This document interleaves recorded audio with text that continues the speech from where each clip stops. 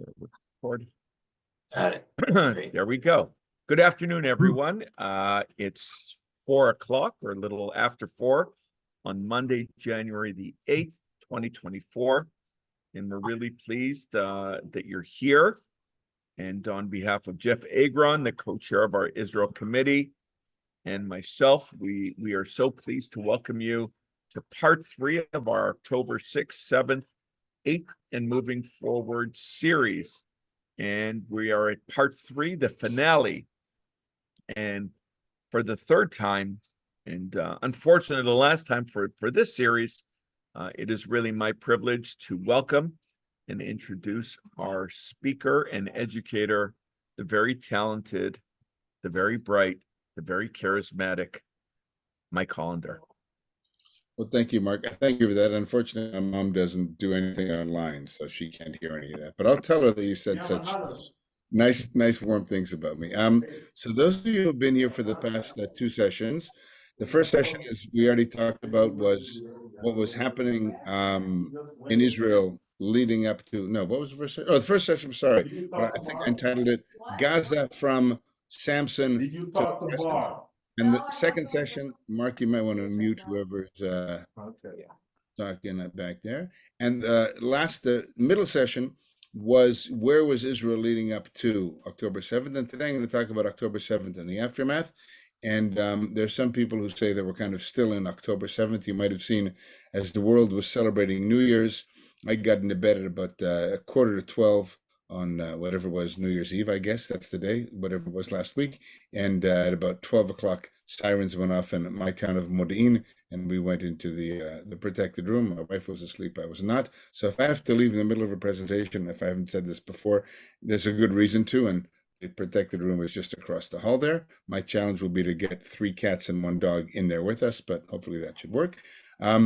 But last time we talked about what was happening in Israel up to the 7th of October. And for many of us Israelis, although it's a new year, it kind of isn't. We still feel stuck in that moment of October 7th, and definite fatigue is setting in. But I want to take us back 94 days to what happened at about 6:29 in the morning on Shabbat morning, Simchat Torah Shmini Atzeret, where by land and by sea, and mostly by land, but also a little bit by sea, and also by drones, some hang gliders coming in from Gaza. And within a couple days, we began to realize the enormity of the tragedy that happened. I'm not going to show pictures of any people, of course, injured, but some of the material damage you'll see. Pictures that I've taken, not this one, but other ones I'll show you about from my visits down to one community, at least Kibbutz Kfar Aza. So a lot has happened since October the 7th, but just a nanosecond to review how incredible the year was up until October 6th. On the one hand, we were celebrating the 75th anniversary of Israeli independence, right? The pictures from Independence Hall and Ben Gurion declaring independence in front of the picture of Herzl on Rothschild Boulevard on May 14th, 1948. We were commemorating and deep in thought about what happened on October 6th, Saturday, exactly 50 years before then, as the Egyptian and Syrian armies surprised us, attacked us. We really thought that the end of Israel was at hand. I mean, I was a 9-year-old in Canada at the time, but the Jewish world, when I say we, really thought that the end of the Third Jewish Commonwealth might be at hand. It was a very traumatic moment that we were very reflective upon. What happened, how did it happen, as we commemorated 50 years after the fact. And finally, the most the most recent significant event was the swearing in of the government. Picture from the end of December 2002. You'll notice the government led by Prime Minister Benjamin Netanyahu in the middle. There's President Herzog, and you'll see a insignificant number of women. Sorry, ladies, I think there are 5 women in the cabinet. You will see a very significant number of men with beards and wearing kippot. The most ultra-Orthodox, Orthodox, and right-wing government that Israel has ever had, sworn in January and end of December. And by early January, the Justice Minister, Yariv Levin, announced that he was embarking on a judicial overhaul, which was not really wasn't at all actually a campaign platform issue. But already by the first week of January, until October, until the end of September, this was a country that was divided along those opposed to the judicial overhaul. Massive protests of 3, 4, 500,000 people every week in Tel Aviv and all over the country. He goes up. Oh, somebody else's dog is barking. That is not my dog. That was where we were on midnight, really, of the 6th, 7th of October of this past year. If we look at the map on the left, you'll see the Gaza Strip. It's a small piece of land. It's a tiny, tiny territory that is about 40 kilometers from the top over here, down to the south, the border with Egypt. In other words, I know Mark and I ran a marathon once in, what was it, 2:08, I think we ran, Mark? But the fastest people in the world who run a marathon in 2 hours and 5 minutes can literally run from the top of Gaza to the bottom in 2 hours. That's how small it is. It gets to about 10, 12 miles wide over here and about 5 to 8 miles wide, depending on where you are. In Gaza live about 2.3 million people, huge numbers. About 1.7 of them are defined by the United Nations. 1.7 million are refugees. And you've got unemployment, some would say 40 to 50%. But Israel on the north over here and on the east over here and on the west, on the Mediterranean, has had a blockade since 2007, limiting what can get into the Gaza Strip. Egypt is supposed to have the same blockade along this border here, the Philadelphia route, which you'll hear more of in the news in the coming weeks and months, I am sure. And unfortunately, none of us, that is Israel or Egypt, have been able to really stop the gargantuan proportion of weapons that have been imported into Gaza. I was just watching on the news, I was telling Mark about an hour and a half ago, my wife and I, they discovered, the IDF, this massive factory along the main north-south artery. There it is in the map. It's called Salah ad-Din Street. Salah ad-Din, the guy in 1187 who kicked out Richard the Lionheart. Around here in the Middle East, 1187 was just yesterday. And they discovered this massive subterranean factory right in the middle of an industrial zone. So it's kind of above ground, but all the rockets are stored underground with huge rocket making capacity. Of course, the question is, where do they get the raw materials to make the rockets? Where do they get the raw materials to build the tunnels? The 500 kilometers, over 300 miles of tunnels in the Gaza Strip. So what happens on October 7th? Here's a map to show you, the pink being the Gaza Strip. Since 2007, as I mentioned in our first session, for those who were there, Israel and Egypt control who can come in and what can go in and what can go out of the Gaza Strip, because since 2007, Hamas has been in power of the Gaza Strip. And ever since then, pre-October 7th, thousands upon thousands of rockets have been shot toward Israel, toward Egypt as well. And it's there have been half a dozen wars, mini wars, operations where there was some escalation for some reason. Rockets went from Gaza to Israel. Israel retaliated. It ended after a week. It ended after 50 days in 2014. But what happened here was something totally different. What happened in the early morning, totally catching us by surprise, was a massive rocket launch of over 3,500 rockets from Gaza. Now, I don't know if you've been in Israel when there's a rocket siren. In fact, tonight at 6, I was reading a book, and I saw on my phone there was a flash that said there are rockets shot toward not Tel Aviv, but Rishon LeZion, Holon, Ramle, not too far from here. And I opened the window, and I could hear about a minute later Iron Dome into rockets, because the closest rockets were maybe 8 or 10 miles from where I was reading. And I figured, oh, they're shooting there. There's a good chance they'll shoot toward Modi'in as well. So that happens not infrequently. And I've got a 90-second luxurious amount of time to run into my safe room if I'm in my apartment, right? I have 90 seconds. People who live next to Gaza basically have to fall on the floor because they don't have any time sometimes. But massive rockets. And the instruction is, when you hear the siren, you're supposed to go into your safe space and stay there for 10 minutes. Keep that in mind. At the same time that these massive number of rockets are going, not just around the Gaza Strip, but all over Israel, Tel Aviv, toward Jerusalem eventually later in the day, toward where I live, toward the airport, what happens is 3,000 terrorists enter from Gaza into Israel over 30 breaches that they created in the border fence. We'd spent billions on a border fence, on an anti-tunnel subterranean barrier, on very sophisticated technological cameras, automatic shooting weapons. And besides the massive penetration of terrorists by literally using bombs to blow holes in the fence and shooting out with either drones or with snipers the cameras, destroying all of the electricity or shutting off all the electricity so there was no communication possible, creating this total blur where most people at 6:30 in the morning, even the soldiers, were in a protected space.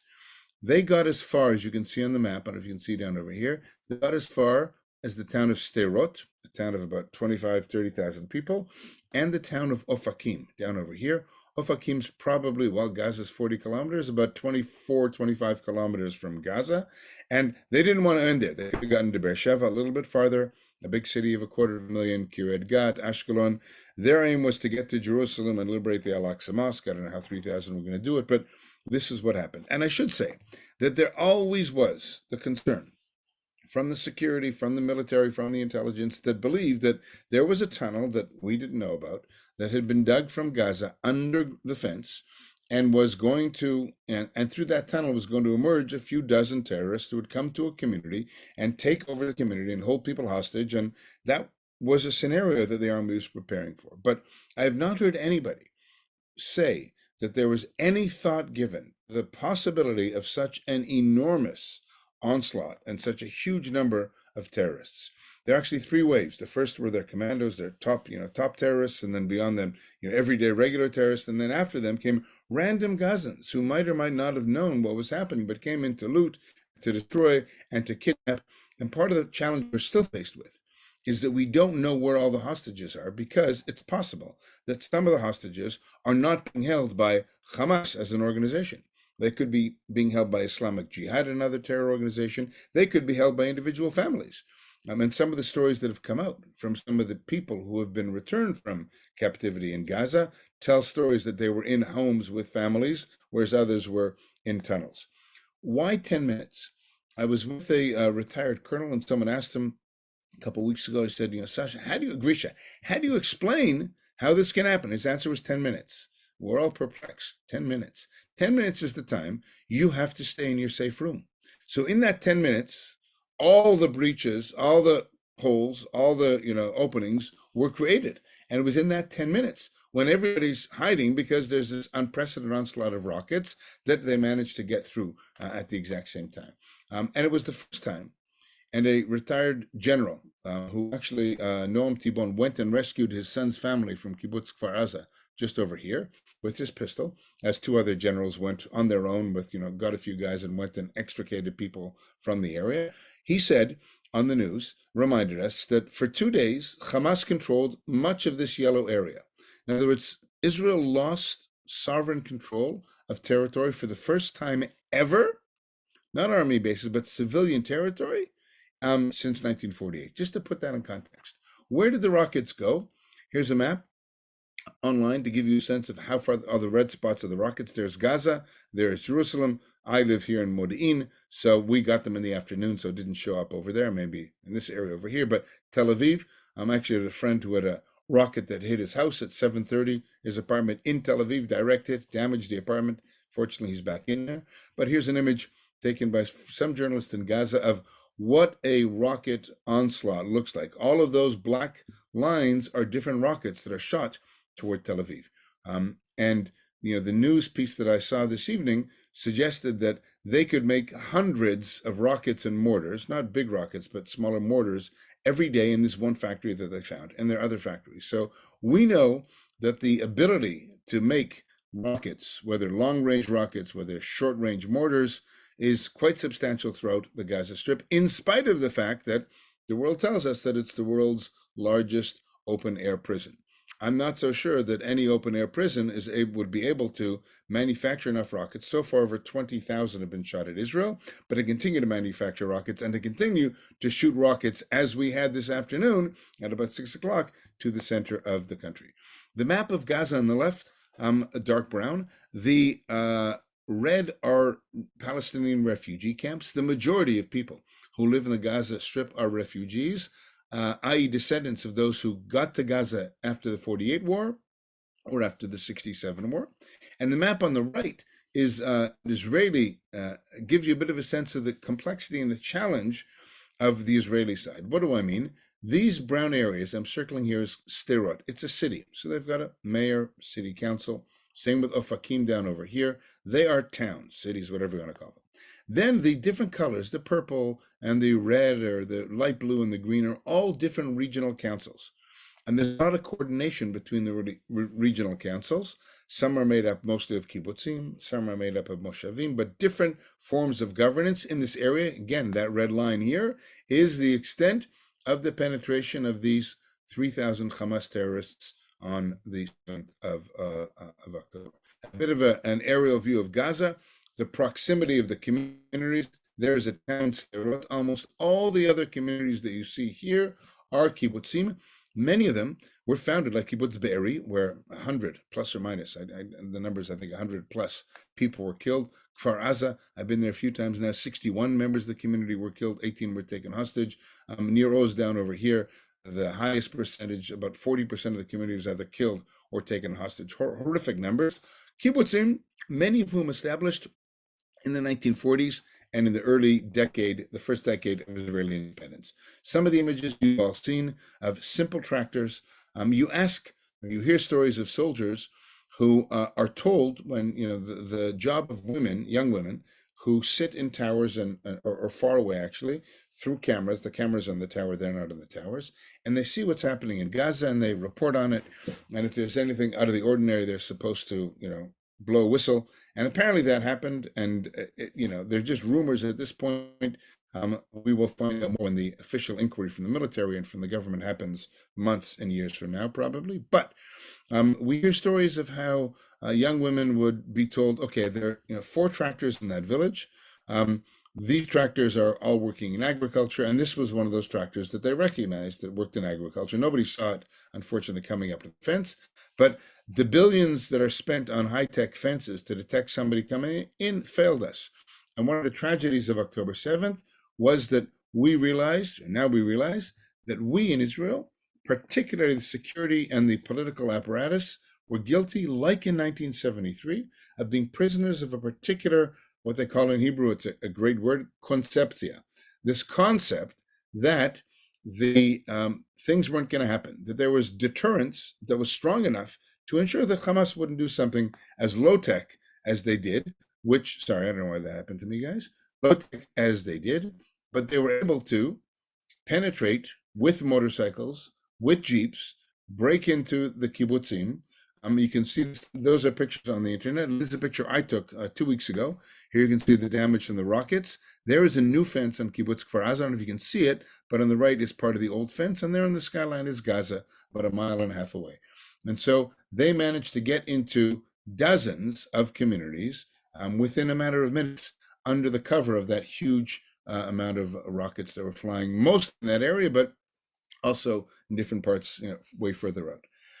Perhaps the biggest kind of inexplicable tragedy was the horrific tragedy of the over 350 men and women who were murdered brutally at the music festival. You can see about 3 miles away from the Gaza Strip, right between Kibbutz Be'eri over here and Re'im. That's where my son, as we speak, is stationed, somewhere on this kibbutz or in a forest somewhere near there. At that concert, rave festival, where a lot of the kids, young adults, were taking all sorts of substance. It's kind of one of these crazy kind of concert happenings, and there's a whole group that have these events all over Israel. They were, on the one hand, caught by the surprise of the rockets, and they started to head out because there was a massive rocket attack and a barrage, and there's nowhere for them to go. And you see these pictures from the internet. But I've chosen to add to my presentation pictures that you might have seen in the news, painted very quickly after these events by an Israeli artist named Zoe Cherkassky, sorry, I'm probably mispronouncing her name, who moves here in the 1990s from the Ukraine. This art was exhibited actually at the Jewish Museum, I think already in November or December, but images that she has rather than photographs.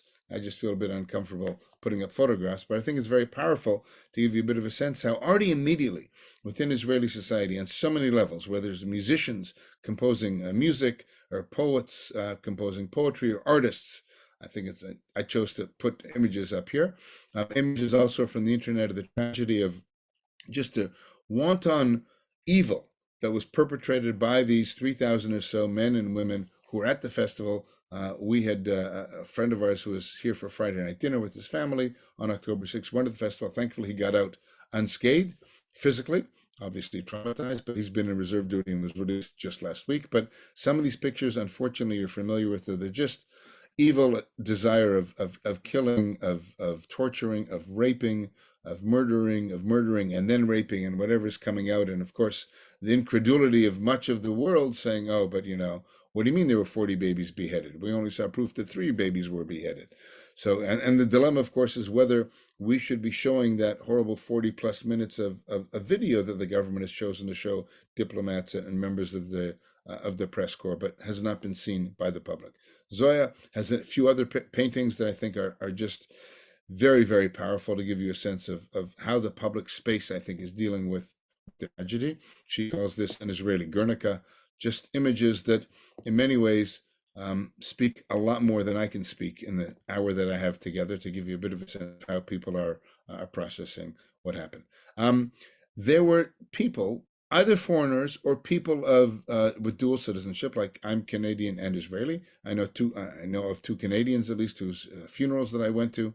A 74-year-old peace activist, and then a young soldier from Vancouver who were here. A lot of foreign workers were also kidnapped or murdered from many of the agricultural communities. And of course, dozens of children, a handful of which you probably saw in one of the British papers today, young women at the age of 18 or 19 who are still being held hostage. And of course, the famous Bibas children up at the top, the famous baby with red hair, who I think is just turning 1 next week.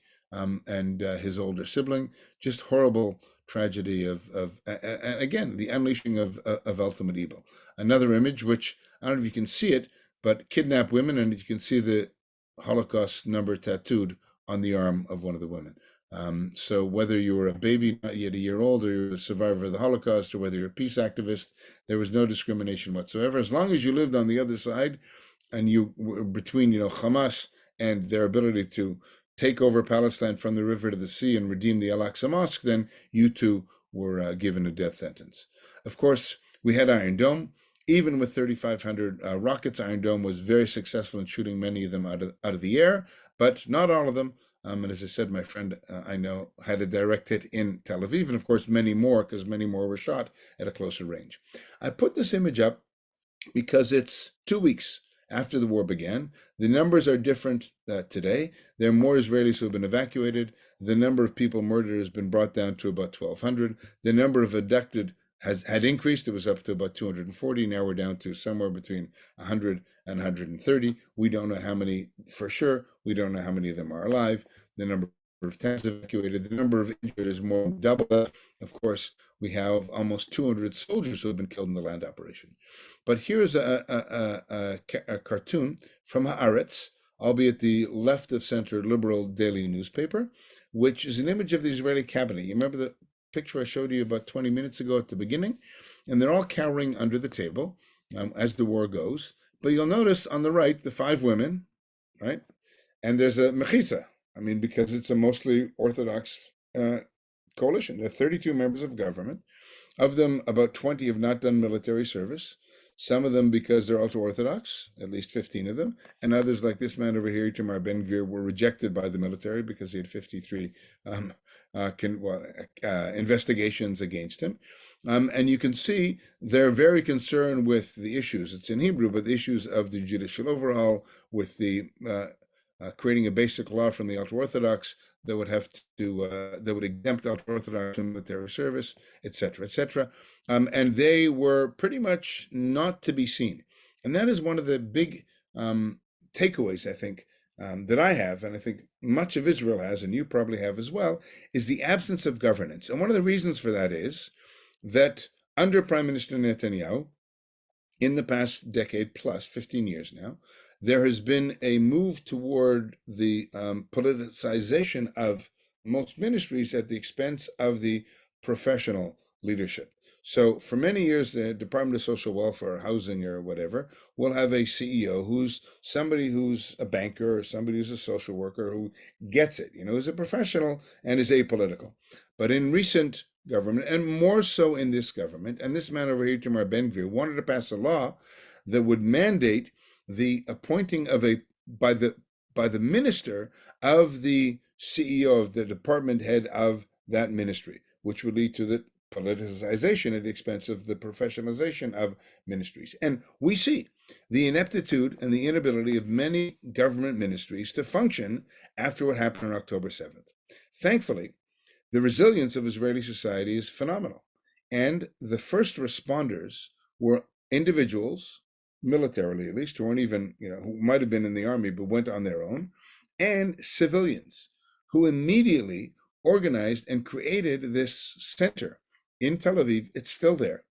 The organization that founded it was called Achim Laneshek, Brothers in Arms. And it was a group that was formed in January of last year in order to protest against the judicial overhaul, one of the most vocal anti-judicial overhaul protest movements. And these are men and women who serve in reserve duty and essentially said, listen, we think this is jeopardizing the future of Israel as a Jewish democratic state, and therefore we're going to be opposed to it. And they, a lot of them in the high-tech world, created this, within hours, this grassroots center in Tel Aviv, where they tried to figure out what was going on, who was missing, where the phones were, where you could locate the phones. And it was nothing to do with the government, everything to do with individuals who are getting up and starting to respond. The painting by Zoya, Bring Them Home. You can see the ages of the people once again in there. Lots of children. Thankfully, most of the children are home now. But you'll notice what happened in addition to organizations that already existed, so Brothers in Arms, and many organizations to deal with trauma that already are there, but are not governmental organizations, right? Not for profits, but not governmental organizations. And then individual Israelis started to come out and started to bring everything you could possibly imagine to give to people who were being evacuated from their homes next to Gaza. I'm not even really talking about Lebanon, but there are probably 200,000 to 250,000 Israelis living in hotels. My daughter and son-in-law lived about 6 miles away from the border with Lebanon. They weren't officially formally evacuated from where they lived, but they were told by the mayor of the regional council they shouldn't be there. And they've moved. They've now rented a place about an hour south of where they were. But Israelis came in all walks of life, and they started to make all sorts of donations to whatever was needed, from baby carriages to baby food, to games, to clothes, whatever. You'll notice I put this up here. Here's an ad from before the war, and it's an ad sponsored by this same not-for-profit, Achim Laneshek, Brothers in Arms. Very patriotic. You can see the icon has got the flag of Israel in it, and it says, Bibi Ma'asita. Bibi, what have you done? Hareta et ha'am. You've poisoned, you've made the nation worse. So this was what was going on before this, and in the basement of the place where they had that call center, in the big Tel Aviv fairground, where they have political conventions and international congresses, in the underground car park, they created, you see their icon here, this massive, it's called the Hamal. There's no real good translation of it in English. It's a war room, but it's a civilian war room where people would come drop off everything. We as a family got involved in doing that. That's my daughter on the left, and that's my wife, with all these boxes of equipment that we got, not our money, but people, friends, synagogues, communities abroad sent us money. What can we do to help? And we went out and we found reserve soldiers who needed things. And we went through, my daughter knew someone who works in logistics at a big importing company of outdoor stuff. And we bought lots of stuff.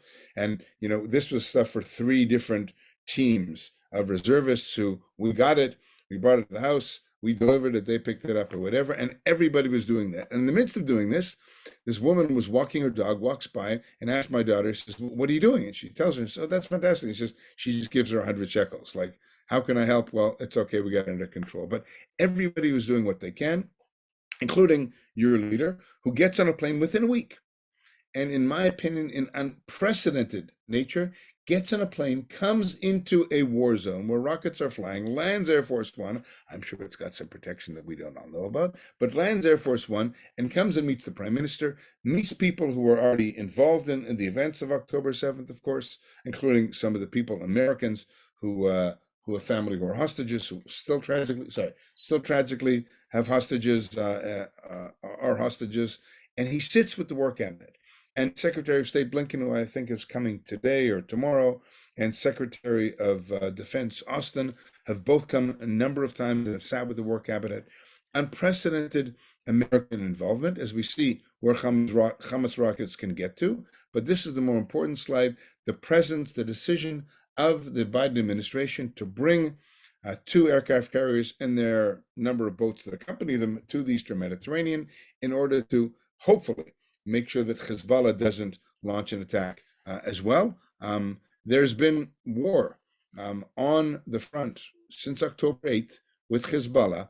It's low scale, but if any of the events on a daily basis in the past 93 days had happened before October 7th, we would be in war with Hezbollah. Just to make clear what the level of violence that is happening and the number of rockets that are coming through.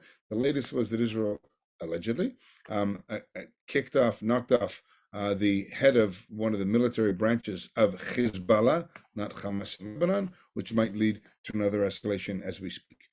What do we do in order to get information? Every single night, primetime news, sometime between 8 and 9, Colonel General Daniel Hagari, former head of the Naval SEALs, comes on and gives us a briefing of what's happening. All the major news channels hold it live.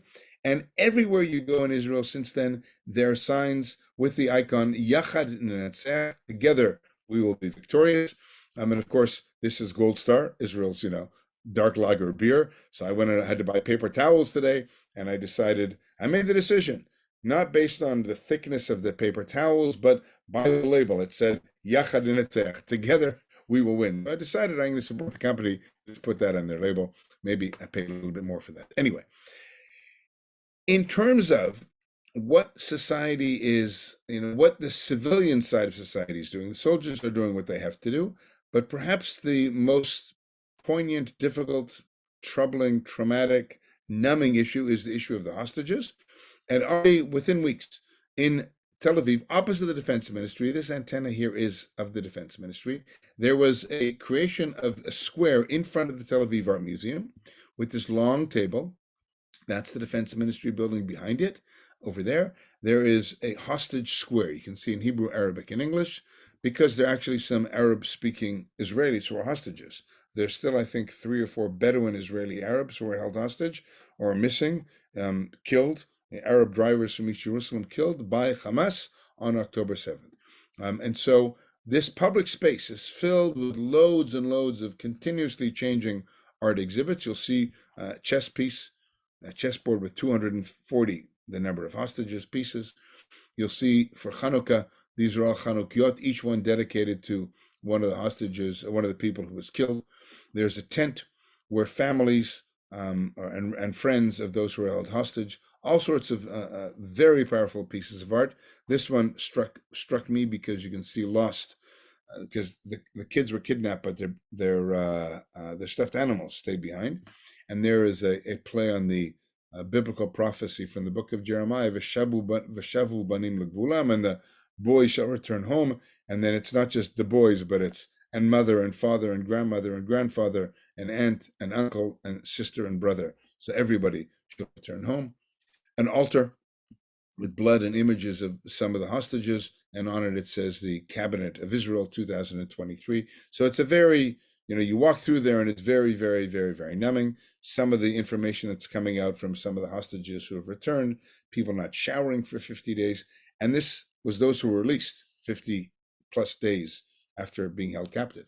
There are people who now have been held for 94 days, people who need medicine, people with diabetes, people with all sorts of medical issues. And we still have no visit from the International Red Cross or the United Nations or anybody else to tell us on what the fate of those people are. Just exhibits, I've been there a few times now. They keep changing, bring them back. A circle symbolizing children for the number of children who are held captive, like a play circle for kids. And it's just very jarring and numbing. When I was there the first time, we met some of the families. These are friends of a woman whose son is being, there he is being held hostage, telling the story, asking, whatever we can do to help. And of course, raising awareness is the most important thing they can do. This is our synagogue. I'm a proud member of Modi'in's Reform Synagogue Yozma. And a number of times we've had campaigns for specific needs, whether it's getting boxes together for families sitting Shiva in Modi'in on the first day. I think there were half a dozen, mostly soldiers from Modi'in who were killed over 20 people so far from our town have been killed, which is huge. Out of 1,200, we're 1% of the population, and lots of things have been delivered to our soldiers. More images when I was with a group packing. We spent 2-3 hours packing in the civilian war room in Tel Aviv. All sorts of things you can not possibly imagine. The Western Wall actually has a memorial. It says in Hebrew, it says, should remember all those people. And in the middle, it's impossible to see, but there's the list of, at that time, when they put it up, the 1,200 people who were murdered with 1,200 yortzeit candles. It's at the back section of the Kotel of the Western Wall. Again, that famous image by the Israeli photographer Ziv Koren, who actually was, no, where was I? No, you guys wouldn't know. Anyway, but just, again, the destruction. And these people, many of the people of these cars, we don't know who they are because they were killed. You can't even identify the cars. Just horrible destruction. These pictures I took when I went, I've been a few times now to Kibbutz Kfar Aza.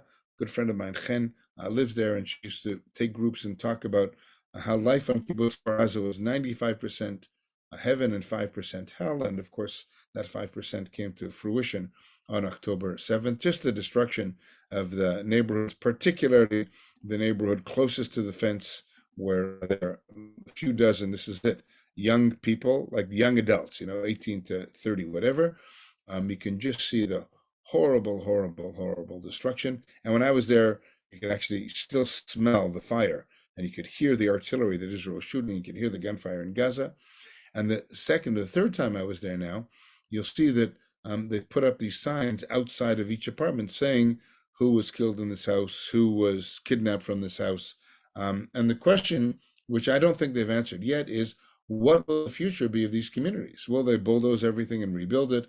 Will they leave the community where it is and create a memorial there and build a new community a couple kilometers away? Nobody really knows for sure.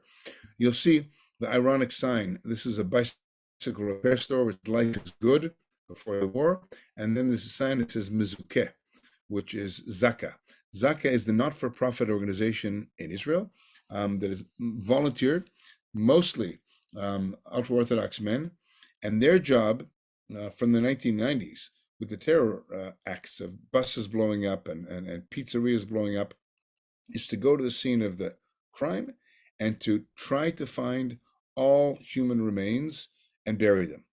It's a challenge because go back here and you'll notice that these cars, in some of these cars, people were murdered, and there's a lot of human remains in these cars.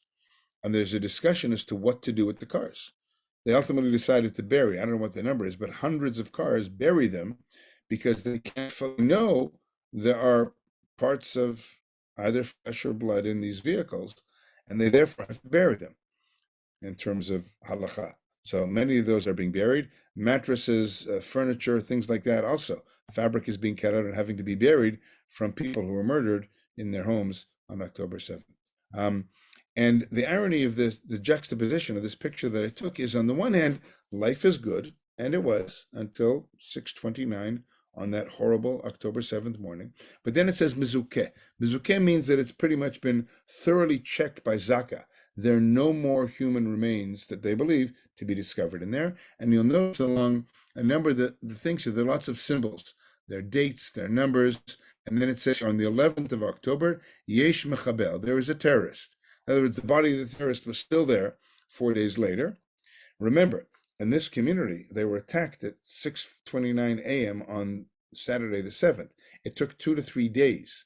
My youngest son, one of his friends, was in a special forces unit, and he was there, and he said they fought for 30 hours in that particular community, and there were a few other teams that managed to get there. Part of the problem, once the IDF was able to respond, was the lack of understanding of what they were fighting against, what they were up against, who they were fighting. And that is very important in terms of intelligence, in terms of knowing how to fight. And the number of soldiers killed was over 300 soldiers were actually killed in trying to restore sovereignty to Israel. And you hear stories of people waiting 30 hours or more inside their safe rooms, inside their communities, because there were dozens, or in some cases even more, terrorists still in the kibbutz that they didn't even know were there. This is a picture of Kfar Aza, of the armory, a structure built in the 1950s, locked. It's basically a large safe, and in it is stored the weapons of the what's called the Civil Guard, or the Kitat Kon, kind of first responders team. And the terrorists knew exactly who was on the team, where those people lived, and where they had to go to get their weapons. So if you have a weapon, if you're in the army, so my son is coming home on Thursday, and he'll come home and he's two weapons, and so his big rifle he has to separate and lock up in different areas in the house, and then he keeps his pistol with him. But most soldiers, when they come home pre-October 7th, would lock up their weapons and would go out and go out and have fun with dinner, and they're on the kibbutzim next to Gaza. They were not allowed to keep their weapons in their house unless they were police officers, soldiers. They were stored in this place, the safe, and all of these more than half a dozen members of the first responders team were killed in defending the community. A number of them killed trying to get their weapons out of this armory. And Hamas knew, the terrorists knew exactly where it was, and they were snipers shooting as the men were coming to get their weapons out of the armory. I'm almost done, Mark, and then I'll have some time for questions. Yeah? Numbers. One of my main sources in terms of data is the Machon Mechkar Bitachon, the Israel National Security Center, whatever, in Tel Aviv, and they came up with all sorts of data. Just in terms of numbers, as of last week, 1,300 plus killed. That reflects about 1,200 killed on October 7th, and 100 plus more killed soldiers since then. Almost 12,000 injured.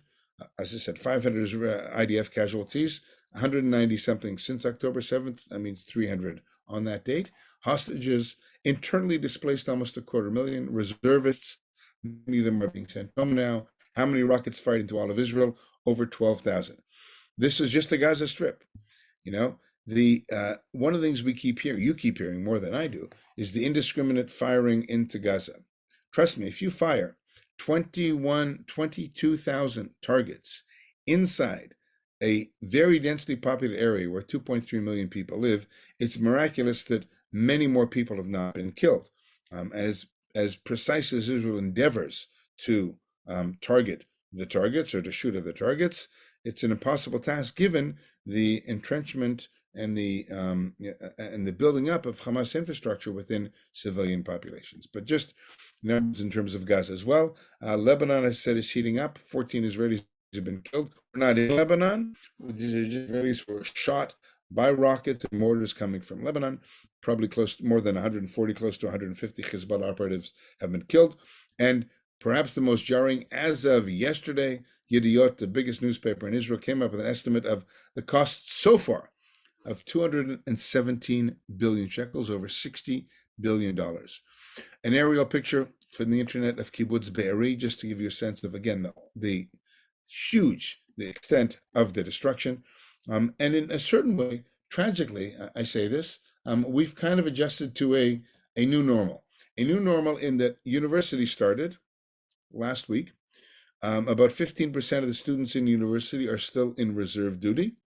I can't put a picture up here, but my son sent a picture of him studying and three of his friends. His three friends started their first semester of their undergraduate degree. He's doing like a Stanley Kaplan a course in order to prepare for the psychiatric exams. But here you can see in universities, it says reserved for those serving in reserve duty. It says, we're waiting for you in the campus with our academic vest, as it were, so to protect you academically. And you walk everywhere around the country and you see people walking around. Here's a guy in his probably early 30s. You can't see, I'm glad, the kid who's walking kind of on the wall over there with him, but he's got his rifle and he's in civilian clothes. And as you walk around Tel Aviv, those of you who have been here, I don't think we did this, Mark, correct me if I'm wrong. When we walk around one of the neighborhoods, Florentine, where there's a lot of street art, and you'll see a famous Israeli street artist. This is his iconic image, and you'll notice it says here, B'yachad nenatzech, together we will win. And another famous artist who has, in English, bring them home before it's too late. So the public space is definitely taking up with that. Another one you can see written in along the train tracks in Tel Aviv, bring them home, in Hebrew. and in English. And there, of course, that idea of together we will win. Last slide before Q&A, and that is to remind us of what the aims of this operation/war from Israel's point of view. One is the destruction of Hamas. But what does it really mean? Does it, if there's 70 top leaders, do we have to kill all of them, some of them, right? What about their soldiers, terrorists? Do we have to get all of them? Is 20,000 of killing 30,000 enough? How many of those 20,000 Gazans, by the way, are terrorists? Israel believes somewhere in the area of 8,000.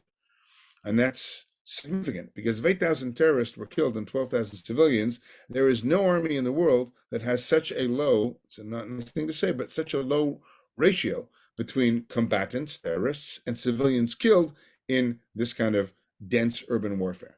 The question, of course, is that the more military pressure that the IDF puts on, does that enhance the opportunity for a deal to achieve goal number 2, the return of the hostages, or does it jeopardize that goal? And in the news tonight, one of the commentators was saying it's very clear that the hostages who are there, who are alive, are very close to the Hamas leadership, and that is their security belt, knowing full well that Israel will not attack the heads of Hamas because they're being protected by the Israeli hostages. The third aim is to restore security along Israel's borders, near Gaza and near Lebanon. How are people going to feel comfortable enough to go back to their homes if they have a home, right? What about Lebanon? People aren't really talking about that in the news, but there's war going on in Lebanon. And there are 50, 70, 80,000 people living in hotels. I don't know how many of you have lived for 3 months with young kids in 2 hotel rooms in Tel Aviv, having 3 rooms in a nice Israeli buffet hotel, three meals a day, but it's hell on earth. And there are tens of thousands of families in that situation. And nobody at this point will feel comfortable, can see when they're going to feel comfortable going back to their homes.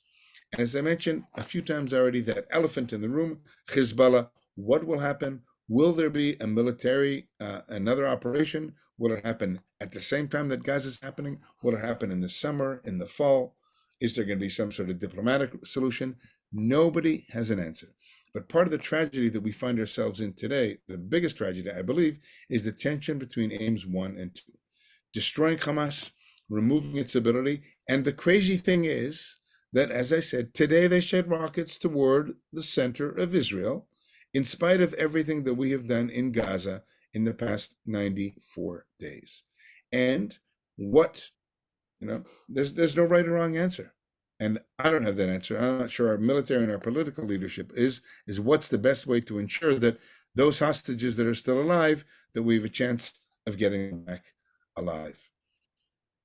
Big questions, but hopefully I've given you a little bit better kind of understanding in the 3+ months of what's happened and how it happened and where we find ourselves today, still on October 7th.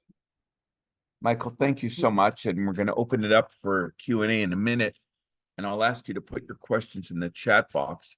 But Michael, put on your fortune teller's hat. Today is January the 8th. Where is Israel, let's say, on, don't walk away, Michael. It's not that hard of a question. Oh, here we go. Thank you, Michael. There, Michael, tell everyone who got you that hat. Don't tell everyone, it doesn't matter. Anyways, Michael, it's March the 8th. We're 2 months away. What's happening in Israel 2 months from today? Good question. I still think, and this is totally conjecture that is based 100% subjective in my humble opinion, which is basically derived by what other people tell me. So I'm putting that out there. And that is that I think there will still be military operations inside of Gaza. I have no idea what will happen with Lebanon. I really have no idea. It could, every time there's a serious incident, last week when Israel knocked off the Hamas number 2 guy who's in Lebanon, and 6 people were killed, or I should say Israel allegedly knocked off this guy, and whoever did it shot this incredibly precise rocket at this guy's window and was able to kill him. That's pretty crazy. When you put that next to, and the intelligence success involved in that, next to the intelligence fiasco of October 7th, you begin to understand that we're somewhere between those two, polarities. And that is that we have no idea what's around the corner. on the one hand, but on the other hand, we're still able to be very successful in some military operations. So I hope that we don't have an escalation vis-a-vis Hezbollah, but yet I don't see how, if there's no escalation and there's no, quote, diplomatic solution, which there is. It's a UN resolution 1701, which calls for Hezbollah not to be south of the Litani River, 40 kilometers from the border with Lebanon. But why should the UN enforce a resolution that it passes, unless it's something to condemn what Israel actually does? But that's part of the reality of the world in which we find ourselves. So again, I think we're going to be in low, we're going to be still in low warfare vis-a-vis Gaza. I think that the American administration supports that transition. I think that there's going to be a lot more American pressure on what's going to happen the day after in terms of Gaza, who's going to rebuild it, who's going to control it. I think that as things heat up in your election campaign, there's another elephant in the room. What's going to happen in the American election campaign? What kind of pressure will the Biden administration put on the Israeli prime minister and the Israeli government? I don't know. I mean, there's some people who suggest that the president is going to put more pressure on to try to get back some of the radical left, radical far progressive left in the Democratic Party. I think he's lost them. I don't think he's going to be able to get them back at all. But the unknowns are what type of pressure the American administration will continue to put on. One, two, what will happen on the Hezbollah front. I don't think Hezbollah wants to escalate, but they have to say that they want to escalate. But there is no way, and again, goal number 3, as I said, after returning the hostages, destroying Hamas, or whatever the order is to ensure that people can go home and live comfortably and safely. And I don't know how that will happen. I see a scenario of that happening next to Gaza a lot quicker than I see that happening on the northern front. Michael, Nancy asked, what are Israelis hoping or expecting will happen in Gaza after the IDF hopefully leaves Gaza as soon as possible? Well, it depends who you ask. I mean, there are different voices even within the cabinet. There are those who say that the Palestinian Authority, and that's your administration, the Biden administration, saying that they should be the ones who are to be brought in to rule Gaza. But they're going to say no, and they've said no, because they would then be seen as the pansies of the Israelis and the Americans. So the Israelis defeat militarily Hamas, and then the PA, Mahmoud Abbas, comes in and takes over. Thank you, but no thank you. We don't want to, be the agents of the Israelis and the Americans. So there's that. I think most Israelis believe that there needs to be a change in the security that Israelis feel. So I think there will probably be an area, call it a killing zone, call it a no-go zone, whatever you want, within a kilometer or two from the border in Gaza that might even have an Israeli military presence. We hear of the Israeli military committing and trying to get Egypt to commit to patrolling the Philadelphia axis, remember, in the border between Egypt and Gaza, where much of the weapons and supplies were smuggled in. They don't do as good a job, the Egyptians, as preventing things from coming in, obviously. But Egypt doesn't want to, they pay lip service to being opposed to that. They say a lot about what Israel is doing, but they know that Hamas is a huge threat to them. They know that Hamas is supported not just by Iran, but the Muslim Brotherhood, which is the main opposition movement in Egypt. So I don't think Egypt is going to be a big partner. But my ideal scenario would be something to the effect of Israel maintaining security control, one, until further notice. Two, which means of the border, particularly with Egypt. Two, having some sort of international Arab kind of Abraham Accord and Saudi Arabia and maybe even Qatar involvement in financing the rebuilding of Gaza, and having some sort of local governance that isn't the Palestinian Authority until there's an opportunity to get to some sort of elections within the Gaza Strip. But I don't think that, I have not heard, there's a plan by the defense minister last week, Yoav Gallant, but I have not heard of any coherent Israeli vision of what's going to happen for the day after. Part of it is to do with the world is holding us, raking us over the coals for that, on the one hand. On the other hand, the world isn't saying it is untenable that you can live in a place where 94 days after this unprecedented assault from the air, from the land, and the sea by us on Gaza, they're still able to shoot rockets out at you, at your civilian population. So there's just so much uncertainty there. I wish I could pull out my heat hat, Mark, and say you guys will win the championship. That's not going to happen. I wish I could pull out my little what do you call it? My little globe and kind of predict or ball, whatever you want to call that, and predict what was going to happen. But I don't think we have an answer. I think that's part of the struggle and the stress that we're living with. Like we had friends over tonight, and we have one son who's in and out of Gaza. He's in search and rescue, so he's in, and he spoke to him on the phone today, and he said, "How you doing?" He says, "Yeah, well, we had a major incident today."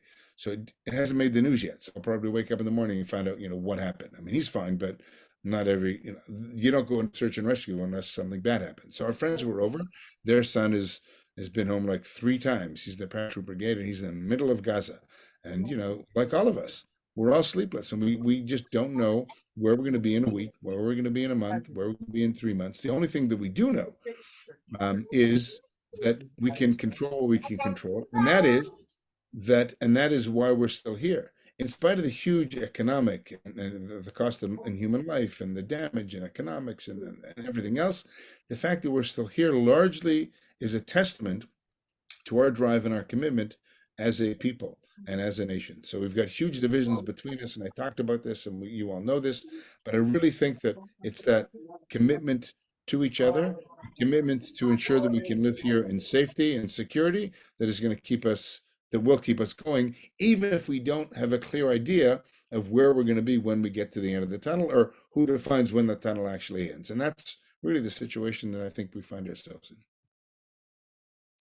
So, Michael, quickly, initially there was a shared sense of purpose. Now, after over 90 days, what do you see? How do you feel about the public mood, and how are the political tensions playing out now? And I'll add one last thing. You want me to answer that quickly? Will Prime Minister Netanyahu be Prime Minister in the next 4 or 5 months? Go for it, Michael. Unfortunately, this is recorded. Look, there's still a huge amount of unity in terms of sense of purpose. Again, what are the 3 aims? The 3 aims of the war, as I delineated, ensuring that we can live, that we don't have whatever that means, destroying Hamas, allowing people to get back to their homes, and bring the hostages back. Now, how you get there, we argue it, and the arguments about those strategies are getting deeper, even amongst journalists. Like I see it live on TV. One guy says you should do this, and the other guy says you should do that. So there are more disagreements. And I always said, historically, in the entire 75 and a half years of Israeli history, the longer a military campaign or war goes on for, the greater the divisions within society. That is a normal Israel. What Israel experienced from January to October is abnormal. And in the context of that judicial overhaul, the elephant in the room, there are lots of elephants in the room, and I'm glad my granddogger isn't barking over here, but the elephant in the room now is last week's Supreme Court decision.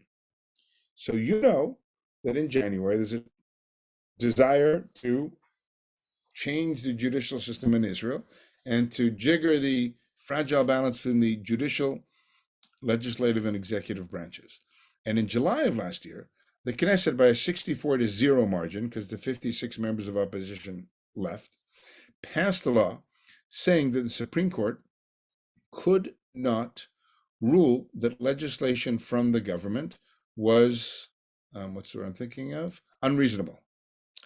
And they took it on board, and they discussed it from August or September. I don't remember. I think they began in September before the war. And they said, we'll publish our decision in January. Now, there are 15 members of the court. The only time they've ever sat in 75 years together is on this issue. And they ruled by a margin of 8-7 that the law that the parliament passed that says that the Supreme Court cannot rule on the unreasonableness and say that a law that Knesset passed is unreasonable was overturned by the Supreme Court. So now you've got people in Israel who listen to the court who say, oh, that's unreasonable, the law that was just passed. And then you've got the Knesset, or the government, I should say, who said, we disagree with that. The second ruling that they published to the Supreme Court, by a margin of 12-3, was that the Supreme Court believed that it had the right to rule on basic laws. We don't have a constitution. We have these 15 basic laws which are constitutional like, one of which was passed by the parliament. Essentially, it said to the Netanyahu government, no to judicial overhaul. And there were some people who said, that's not acceptable. The people who, of course, were pushing it through, the justice minister and the chairman of the Law and Justice, Constitutional Law and Justice Committee of the Knesset, but other members of the prime minister said, okay, we get it. We're not going to talk about this now. Maybe we're not going to go back to it, but now we've got a war to fight, and let's fight the war. But Netanyahu has been absolutely silent on that issue. And there's no question in my mind, and it's recorded here, that I don't think Netanyahu will be prime minister in the future. The question is, when is that future? So we're not going to have elections when we have a war on. And when is the war going to end? Is it going to end in January? No. Is it going to end by Pesach? Maybe. It'll end by June. We don't know. And so you're not going to have an election. You're not going to have campaigns. And Netanyahu is the only major leader who has not yet publicly accepted any responsibility for what happened on October 7th. And of course, he should, because he's been in charge of everything for a decade and a half. But I don't think he has a political future, but I could be wrong. You could have said, and I don't want to go into American politics, but you could have said in November of 2020, it's clear that one candidate lost, not just the Electoral College, but the what's it called, the popular vote, even though that doesn't really matter in America. And who would have thought January 6th would have happened? And who would have thought that 4 years later you're in a real serious, runoff for the election? So I can't predict anything, Mark, but I do believe in my heart that the days of Netanyahu are over. But most Israelis will say, but now is not the time for a coup and to get rid of him. That'll have to wait until after the war ends. There's the skeptics who say that he doesn't want the war to end, because the war ends, then we can have a commission of inquiry, and then we can go to elections. One last piece on that is that the far right of Netanyahu's government, he wasn't really that keen on judicial overhaul, to be honest. The prime minister wanted to make sure he didn't go to jail. And he wanted to make sure that the new head of the Supreme Court, the president of the Supreme Court, would be in his camp. And the people who were the proponents of the judicial overhaul had public enemy number one in their radar, and that was a guy named Aharon Barak, an 87-year-old Lithuanian-born child Holocaust survivor, who happened to be the Supreme Court, the president of the Supreme Court in the 1990s, when it was very activist, and when it essentially began to push the envelope that began to upset the right of center politicians. And he was vilified, and there were protests outside of his house. He's 86 that time, and his frail wife, and they wouldn't let him get into the car because he was public enemy number one, because he had the audacity to suggest that the Supreme Court had a role as non-elected, members of the court, but appointed like every other country, had a role in democracy. And the critics of the Supreme Court said that the Supreme Court is essentially the legacy of Justice Aharon Barak. Well, just 2 days ago, the Prime Minister, Netanyahu, appointed whom to represent Israel and join the panel of international justices at the International Court of Justice in The Hague to defend Israel against the South African suggestion that we are perpetrating genocide in the Gaza Strip. So what happens? The Prime Minister said, well, I don't always agree with Mr. Aharon Barak, but he's the best guy to represent us. But members of his coalition are very upset, and it's coming out publicly. How can you do that? He, after all, is the guy who moved the Supreme Court in the direction that we were so opposed to, and we wanted to change by the judicial overhaul. So if you would have asked me, Mark, 3 days ago, could I see Justice Aharon Barak, retired 87-year-old justice, one of the most internationally renowned judges in the world, internationally renowned, be representing the Netanyahu government in the state of Israel, appointed by Netanyahu himself, I would have said, Mark, you're nuts. So on that optimistic note, that people can do things quite different and things can be 180 degrees opposite from what you think they should be, maybe everything I've said is totally wrong and we'll be in a rosier situation as we sit around our Passover table. I don't know. Michael, I give these updates every week, and every week at the end they say, anything I say today might have no relevance next week because the news changes so quickly as it does in Israel, and things that you never would have expected happen. But I want to tell you this, Michael, for everyone that's here today, and we are privileged, really, all 3 sessions to have you to teach us, to really help us understand something so important at a really deeper level. And so on behalf of everyone at Temple Beth Shalom, I want to thank you, Michael. We look forward to continuing our working relationship. We still are hoping in some way to bring a group this summer. However, we're going to market it and package it, and we certainly hope that you will be our educator with us. So for those of you that haven't thought about going to Israel, know that Mike Hollander is going to be with us, and it's just for him alone, it's worth considering. Fair enough to say, Michael? Not for me alone, but no, you should come to Israel. And I will say, I mean, my diary, I just got a cancellation with someone in September, actually, but my diary is almost everybody in tourism is pretty much emptied. So I'm grateful for Mark reaching out to me and giving me the opportunity to teach and for some parnasa. But I really think that, it looks like it's really dangerous to come to Israel. But I just spent a day last week with a couple from Chicago. I've guided them many, many times, and they came to volunteer. And they worked for 2 weeks on a farm near Ashkelon. They had 1 or 2 sirens in the middle, and they lay down in the field. But they said, we felt safer and more comfortable in Jerusalem for the 2 weeks, the 17 days that we're here, than we did in Chicago. And a certain level, I think, by being here, you really get a much better understanding of what's going on here. But I also think in terms of the people of Israel, me and my family and everybody in Israel, the real sense of collective responsibility, not just on a screen, but by being here. And I think you should all consider it. Wonderful, Michael. Thank you so much. And thank you, everyone, for being with us. And we look forward to more programming and educational opportunities. Thank you all very much for being with us. I am going to stop Thank you. recording. Bye. Thank you, Mark. Thank you.